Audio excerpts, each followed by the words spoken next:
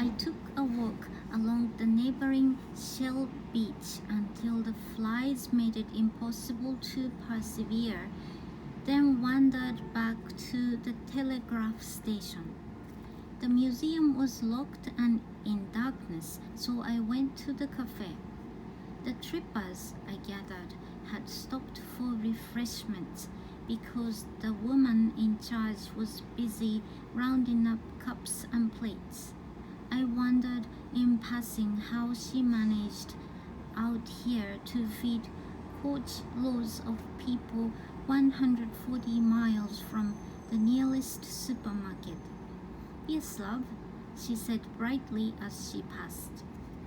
I was wondering if it's possible to see the museum. Of course it is. I'll get Mike to take you. Mike was Mike Cantrell, an equally cheery, middle-aged fellow with a raffish earring and an easy-going manner, who emerged from the kitchen wiping his hands on a tea towel and looking pleased to be excused dishwashing duty. He took me to the museum and, with some difficulty, unlocked the door. The museum was small and airless and felt as if it hadn't been opened for months. He told me that not many visitors asked to see it, but entirely charming. One room was devoted mostly to stromatolites. It had a fish tank with a stromatolite quietly bubbling away in it. The only one in the world in captivity, apparently.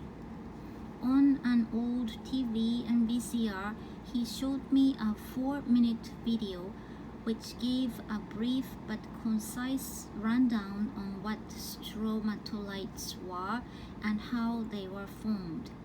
Then he picked up a brick-sized fragment of old stromatolite and passed it to me, and I made the appropriate expressions of surprise at how heavy it was.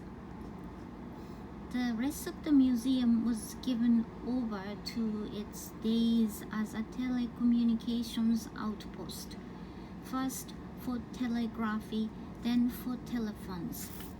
It was a great deal more appealing than I had expected it to be, not least because one of the walls was dominated by a large photograph of a linesman, Adji Cross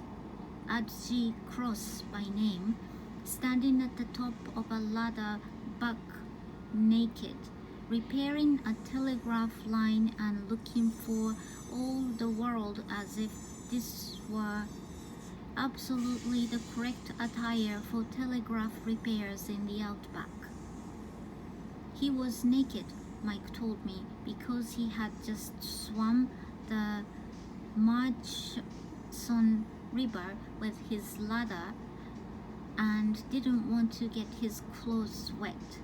I didn't say anything, but the thought crossed my mind that wet clothes would dry out in minutes in the desert, whereas boots, the one thing he had kept on, would stay wet for hours. My suspicion is that Adji Cross did his line repairs naked because he liked to which I say, why not? I also learned the happy story of Mrs. Lillian O'Donoghue, who was a telephone operator here in the days before automated telephone exchanges. At Carnarvon, up the road, was a big satellite dish that NASA used until the 1970s to track spacecraft as they passed over the Indian Ocean. During a mission in 1964, the communications link between the Carnarvon dish and a tracking station near Adelaide broke down, and all the messages had to be routed through Mrs. O'Donoghue and her ancient equipment. Through one long, hot night, Mrs. O'Donoghue sat at her switchboard, carefully recording strings of coded messages from one outpost and passing them on to the other. Each time the Gemini craft passed over southern skies, the fate of the mission, I just love this, was in the devoted hands of an unassuming little old lady sitting in a small white building miles down a dusty track on the West Australian coast. She made $6 in overtime money. Mike told me. I loved that too. When we emerged and Mike had locked the door, we walked together across the parking lot. I asked him how he had come to be in this lonely place. He told me that he and his wife, Val, the cheery woman behind the counter, had been there just 3 weeks. They were novice grade nomads, retirees, often these days early retirees, who sail up, buy a motorhome of some description, and spend their lives on an open road, stopping from time to time to earn a little money, but never tied to anywhere and essentially ever on the move. 6 months earlier, this would have seemed to me the dreariest punishment imaginable. Endlessly driving across a landscape that is mostly hot and dry and empty. But now I understand completely. All that emptiness and dazzling light has a seductive quality that you might actually never tire of. An amazing thought. Besides, Australia is just so full of surprises. There is always something just down the road. A treetop walk, a beach harboring ancient life forms, museums celebrating improbable Dutch shipwrecks, or naked telegraph repairmen, really nice people like Mike and Val Cantrell, a fishing village turning out to see a stricken ship limp home. You never know what it's going to be, but it is nearly always pretty good. Maybe it was just my mood and at the time, but I felt I could keep this up for a good long while yet. So I thanked Mike for showing me around and returned to my glinting vehicle. Even from a distance, I could see it was going to be unbearably hot inside, so I opened the doors to air it a little and went with my book of maps to the shade of a bent tree beside the track to the beach. I don't know why I bothered exactly, because the only way back to Perth was the way I had come, along the long and empty northwest coastal highway. But as I stood there, I flipped idly through the other pages of Western Australia. It's so big it needs several, and my eyes was caught by a patch of highlighted landscape very near the Northern Territory border. It was a range of hills called, with unimprovable melody, the Bungle Bungles. I had only lately read about these. The Bungle Bungles were an isolated sandstone massif where eons of harsh, dry winds have carved the landscape into weird shapes. Spindly pinnacles, acres of plump domes, wave walls. The whole extends to about 1,000 square miles, yet according to the book Australia, a Continent Revealed, these extraordinary formations were not generally known until the 1980s. Think of it, one of the natural wonders of the world, covering an area the size of an English county, was unvisited and essentially unknown until less than 20 years ago.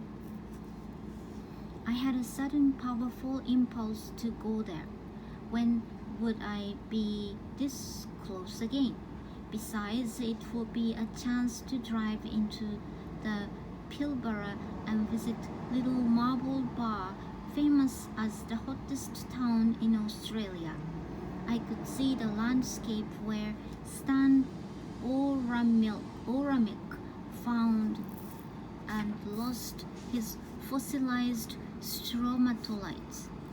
From there, it was but a hop along the Victoria Highway to Darwin. The wet season would be over soon, so I could go to Kakadu National Park, said to be a wonder, but a virtual lake when I had been in the area, and maybe even cross Queensland to visit Cooktown at last. Why, I could do this forever. But of course, this was just a fantasy, born of perhaps a little too much sun, a natural longing not to have to retrace my steps along 450 miles of lonely highway back to Perth, and a genuine reluctance to bring this adventure to a close just yet. I made calipers of my fingers to measure the distance, and was both appalled and heartily surprised at all to find that it was 1,600 miles to the turn-off for the Bungos, plus another 100 miles or so of a rough backcountry tracks on which I was neither insured nor safe. Here I was halfway up the West Australian coast on the very edge of the world, and there are still 1,600 miles of emptiness to an attraction in the same state. What a preposterously outsized country this was. But that is, of course, the thing about Australia, that there is such a lot to find in it, but such a lot of it to find it in. You could never see the half of it. Idly I wondered what my wife would say if I called home and announced, "Honey, we are selling the house and buying an Australian motorhome. We are off to see the Bungos." I didn't think it would fly, frankly, so I shut the car doors, climbed into the driver's seat, and began the long journey back to Perth. I drove in the gloomy frame of mind that overtakes me at the end of every big trip. In another day or two, I would be back in New Hampshire, and all these experiences would march off as in a Disney film to the dusty attic of my brain and try to find space for themselves amid all the ridiculous accumulated clutter of half a century's disordered living. Before long, I would be thinking, now, what was the name of the place where I saw the big lobster? Then, didn't I go to Tasmania? Are you quite sure? Let me see the book. Then finally, the Prime Minister of Australia? No, sorry, no idea. It seemed a particularly melancholy notion to me that life would go on in Australia and I would hear almost nothing of it. I would never know who ended up with the Hancock millions. I would never learn if anyone found out what became of that poor American couple stranded on the Great Barrier Reef. Chinese immigrants might wade ashore and ask for cabs, and I would never hear of it. Crocodiles would attack, bushfires would rage, ministers would depart in shame, Amazing things would be found in a desert and possibly lost again, and word of none of this would reach my ears. Life in Australia would go on, and I would hear nothing, because once you leave Australia, Australia ceases to be. What a strange, sad thought that is. I can understand it, of course. Australia is mostly empty and a long way away.